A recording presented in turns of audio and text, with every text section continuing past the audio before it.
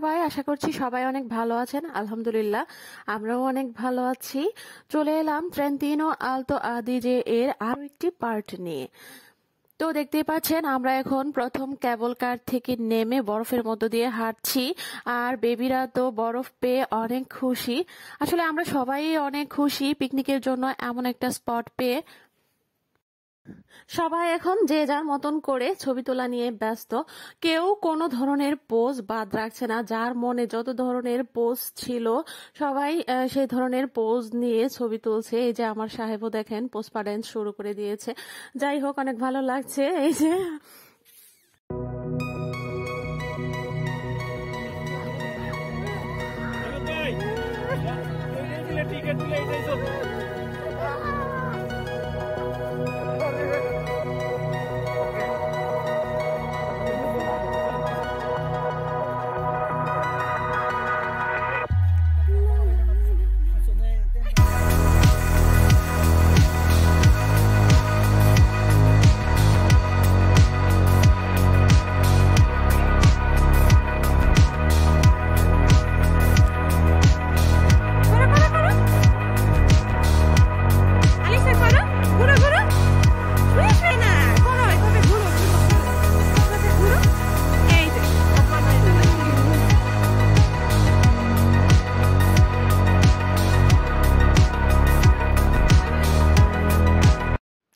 এই যে দেখেন আমার ছেলে মেয়েরা এখানে থমকে দাঁড়িয়ে আছে।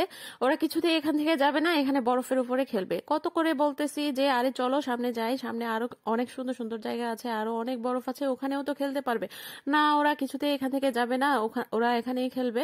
তো যাই হোক, ওদেরকে কোনো রকমে টেনে হিঁচড়ে নিয়ে যাচ্ছি আমি।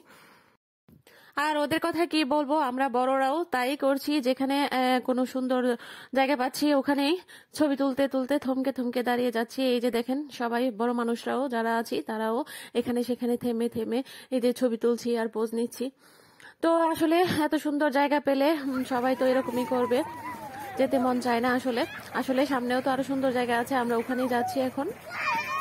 আর এখানে এই এলাকাটা একটু ডিফারেন্ট কর্তিনা থেকে, কারণ হচ্ছে কর্তিনাতে বরফ প্রাকৃতিকভাবে যেভাবে পড়ে থাকে ওইভাবেই থাকে। আর এখানে দেখা যাচ্ছে যে গাড়ির মাধ্যমে বরফকে চাপিয়ে একদম সমান্তরাল করে রাখা হয় যেন এখানে শি করা যায়, কারণ এটা একটা শি এলাকা। কথা বলতে বলতে এখন আমরা আমাদের সেকেন্ড কেবল কারে উঠে গেলাম। এই তো দেখতে পাচ্ছেন এখনকার কেবল কারটা দেখতে যেমন সুন্দর, তেমনি এখানকার এই কেবল কারের নিচের দৃশ্যগুলো আরো বেশি সুন্দর। মনে হয় যেন বরফের গালিচা বিছিয়ে রেখেছে পুরো অঞ্চল জুড়ে।